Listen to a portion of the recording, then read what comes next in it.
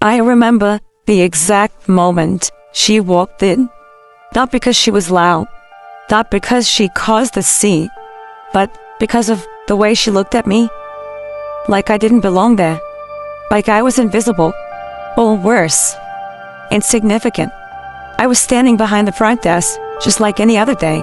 Same routine, same posture, same polite smile that I had learned to hold no matter what kind of person stood in front of me. Working as a receptionist teaches you a lot, mostly about people, about how they treat others when they think no one is watching, or when they believe someone is beneath them. That morning had been calm. Few guests checking out, some calls, nothing out of the ordinary, until the front doors opened and they walked in. A couple, well-dressed, elegant.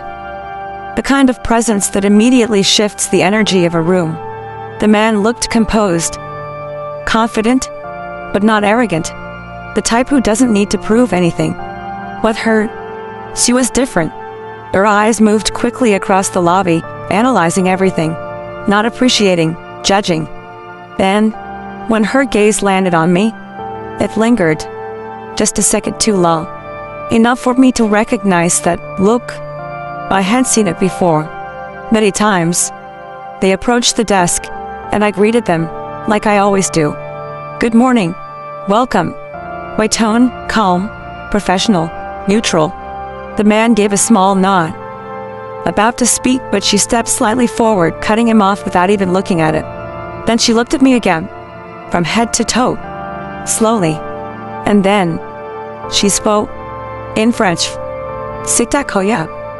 Même ici vous engageant des gens, comme ça.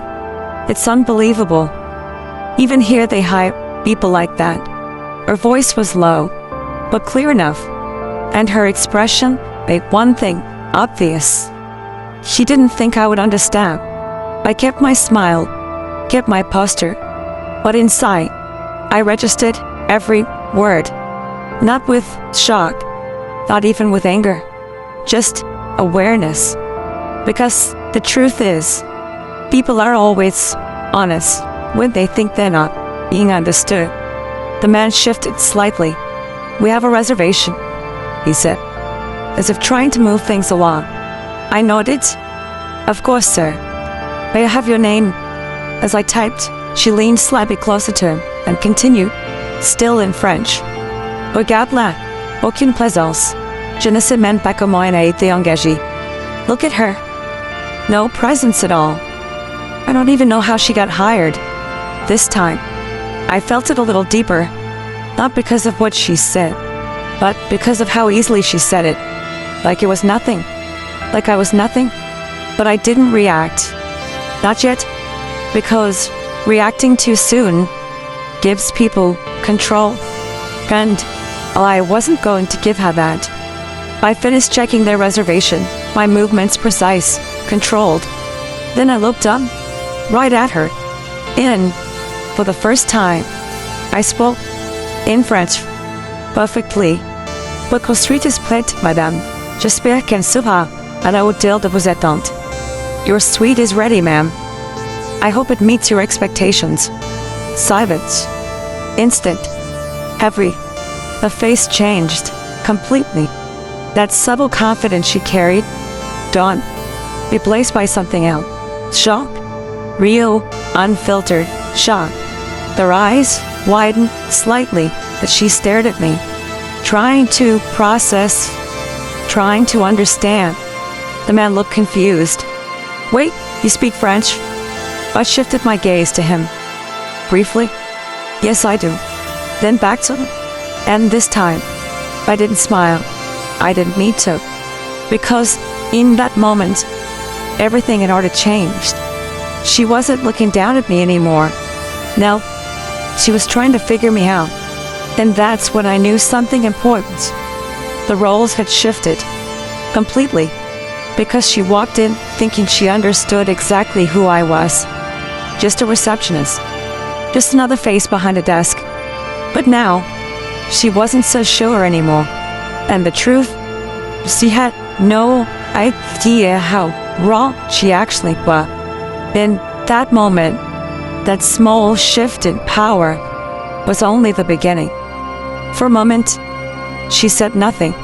And that silence, it said more than any reaction ever could. I could see it clearly, the shift happening right in front of me.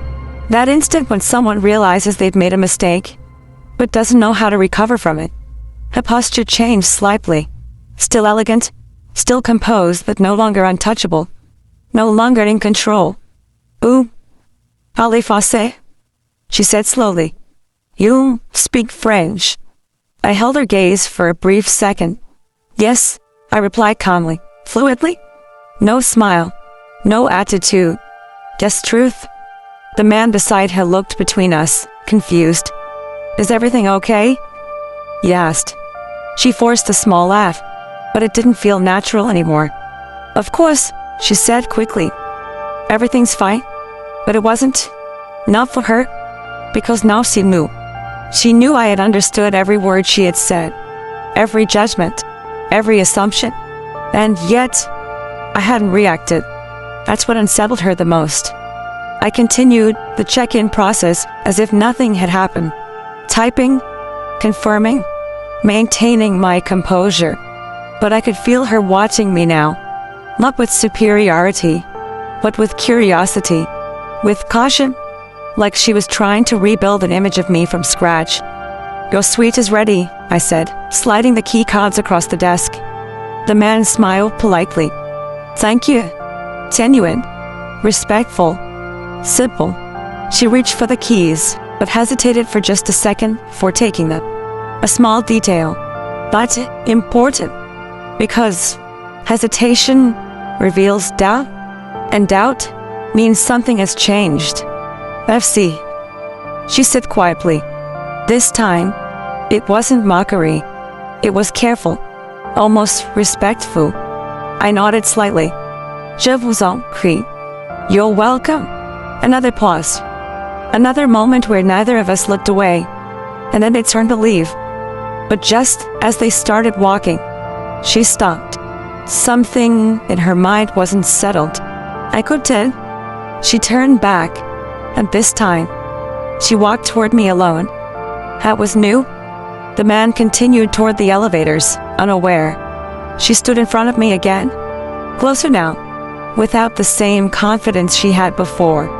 "I didn't realize," she began, then stopped, because she did not finish that sentence.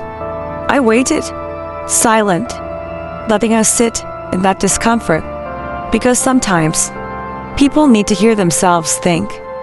"I may have been inappropriate," she said finally, carefully chosen words. Not quite an apology, but not denial either. I tilted my head slightly. "You were honest," I replied. Tone, neutral, direct. That hit her harder than if I had been angry, because honesty leaves no space to hide. She looked down for a brief second, then back at me. "I didn't expect you to understand," she admitted. There it was. The truth. Simple. Unfiltered. I nodded once. "Most people don't expect others to understand them," I said, "especially when they've already decided who that person is." Silence again. But this time, it wasn't tense. It was reflective. She crossed her arms lightly, not defensively, but thoughtfully, like she was processing something deeper than just the situation. "I misjudged you," she said. That one felt closer to an apology. Not perfect, but real. And honestly, that was enough. Not because I needed it, but because it showed awareness. And awareness is rare. I leaned slightly forward on the desk, still composed, still calm. "It happens," I said. "Then sometimes it reveals more about the person judging than the one being judged." She didn't respond immediately, but I saw it in her eyes. That sentence stayed with her, because she knew it was true. For the first time since she walked in, there was no mask, no superiority, just a person realizing something about herself. "Thank you," she said quietly. "Not for the service, but for something else. something she hadn't expected to receive. Perspective. She turned to leave again, but this time, her posture was different, less rigid, less distant, more aware. I watched as she joined her husband by the elevator. He said something to her. She nodded, but her attention wasn't fully there. Part of her was still here, at that desk, in that moment, trying to understand it, trying to understand me. And that's when I realized something important. This wasn't just about a rude comment. It was about perception, about how quickly people decide your value based on what they see on the surface, and how everything changes the moment that illusion breaks. But what she still didn't know, what neither of them knew, was that this situation was far from over, because soon, very soon, she wouldn't just rethink what she said. She would rethink everything she believed about me. And when that moment came, there would be no misunderstanding left, only truth. The rest of my shift should have gone back to normal.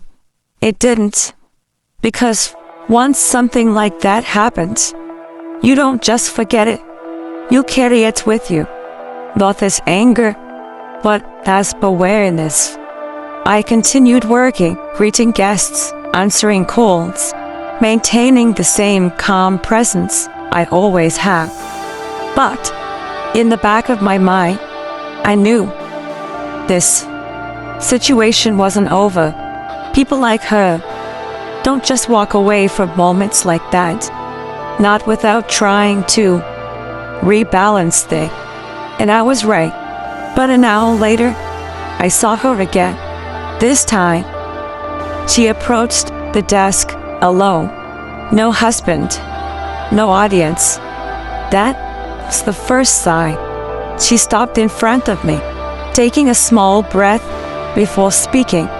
"Do you have a moment?" she asked. Her tone was completely different now. No sharpness, no superiority, just hesitation. I nodded. Of course. She looked around briefly, as if making sure no one was paying attention. Then her eyes came back to me, more grounded this time, more human. "I've been thinking about what happened earlier," she said. I stayed quiet, letting her speak, because now she needed to. The way I spoke, it wasn't right. She continued. There it was, closer to an apology now. Not perfect, but honest. And honesty. As wait, I judged you without knowing anything about you, she added. I watched her carefully, not analyzing, just listening, because what mattered now wasn't what she said. It was whether she understood it. Why? I asked calmly, not confrontation, just curious. That question caught her off guard. She didn't expect it. She paused, thinking, and that pause meant she was being real. Because I'm used to reading people quickly, she admitted. And most of the time, I'm right. I tilted my head slightly. Most of the time, I repeated. She nodded. A small, almost embarrassed smile appearing. Not this time. Silence settled between us again. But this time, it wasn't uncomfortable. It was reflective. She crossed her arms lightly, not defensively, but thoughtfully. You didn't react, she said. That's what surprised me the most. I gave a small, controlled breath. Not every reaction needs to be visible, I replied. That doesn't mean it doesn't exist. She looked at me differently after that, like she was finally seeing layers. Not just the role, not just the uniform, but a person. You're not just a receptionist, are you? She asked. There it was. A shift the question, behind the question. I met her eyes. Calm, steady. I am exactly what you see, I said, then paused, just slightly, and more than what you assume. That answer stayed with her. I could tell, because she didn't respond immediately.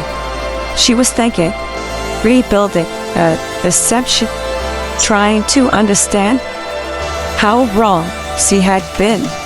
I'd like to make this right, she said after a moment.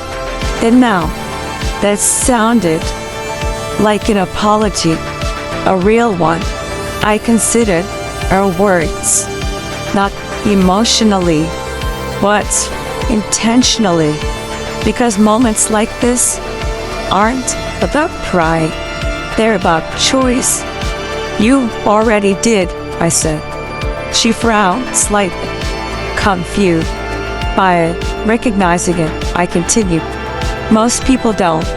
That seemed to hit her deeper than anything else I had said, because recognition requires humility, and humility isn't easy, especially for someone used to being right.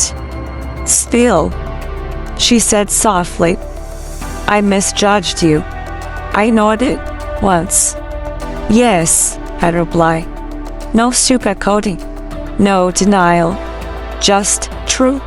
And strangely, that made things lighter, because there was no tension left, only understanding. She looked at me for a moment longer, and then asked something that changed everything. So, who I am really?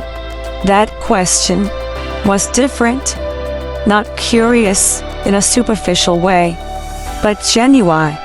And that's when I realized we had reached the point where the truth mattered, not for validation, but for clarity.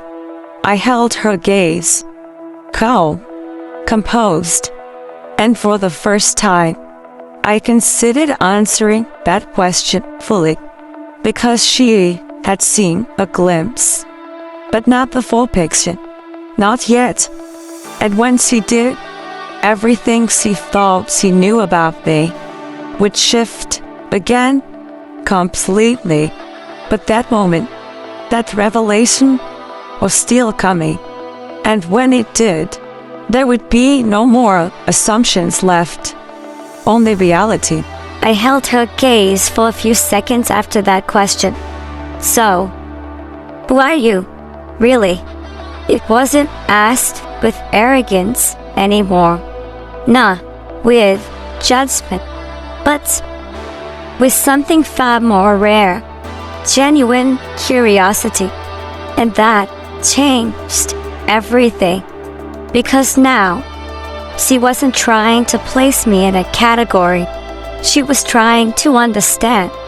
I took a slow breath before answering, not because I didn't know what to say, but because I knew this moment mattered. I'm someone who learned very early not to be defined by what people see at first glance, I said calmly. Her eyes didn't leave mine, focused, present. I continued. I studied abroad for years. Hospitality, business, languages, including French. A subtle shift in her expression. Surprise. Again, but this time, quieter, deeper. My family owns this hotel, I added. Silence? Complete. A face froze for a brief second as she processed what I had just said. Not disbelief, not denial, just realization. The kind that hits slowly but lands heavily. I chose to work here at the front desk, I continued, not because I had to, but because I wanted to understand people. Now, she wasn't just surprised. She was rethinking everything. Every word she said, every look she gave, every assumption she made. She started, but didn't finish, because she didn't need to. I gave a small nod. Yes, no arrogance. No need to prove anything, because the truth speaks for itself. She looked down for a moment, and for the first time since she walked in, she seemed unsure of herself. Not weak, not small, just human. I didn't know, she said quietly. I nodded again. I know. And that was the point. She didn't know, but she assumed. And that's where everything went wrong. I'm really sorry, she said this time. And now, it was different. No hesitation, no careful wording, just honesty, real honesty. I looked at her for a moment, and I could see it. She understood not just what she said, but what it meant. And that's rare. I believe you, I replied, because I did. But belief doesn't erase the lesson. I think I needed this, she admitted. I raised the eyebrow slightly. In what way? She let out a small breath to be reminded that not everything is what it seems, and that I shouldn't assume people's value based on appearances. I nodded slowly. That's a powerful lesson, I said, and not everyone blood. She gave a small, almost embarrassed smile. I guess I learned it the hard way. Those are the ones that stay, I replied. Silence settled between us again, but this time it was peaceful, resolved. She extended her hand slightly. Thank you. While not reacting the way most people would, I shook it. Blim. Calm. You're welcome. And I meant it. Because this was never about proving a wrong. It was about showing her something she couldn't ignore. She nodded one last time and turned to leave. But this time, her walk was different. Less sharp, less distant, more aware, more real. I watched as she joined her husband again, and as the elevator doors closed, I felt something settle inside. No satisfaction, not pride, just clarity. Because moments like that remind you of something important. You don't need to announce who you are. You don't need to prove your worth. The right moment will reveal it for you. And sometime, the people who underestimate you end up learning the biggest lessons. If this story made you think, if it made you reflect on how quickly people judge others, then this is exactly why this channel exists. Welcome to Unexpected Destiny. This is more than just a chat. It's a community, a place where stories aren't just told, they are felt, where every situation carries a deeper meaning, where every character reflects something real about life, people, and choices. Here, we share a fictional story, but with truths that apply to all of us. Stories about judgment, growth, second chances, hidden identity, and the moments that change everything. So, if you want more stories like this, stories that make you think, feel, and see the world differently, make sure you subscribe to Unexpected Destiny and turn on notifications. Because here, every story as a purpose. And the next one might feel closer to your life than you expect. Now, tell me, have you ever been judged by someone who didn't know who you really were?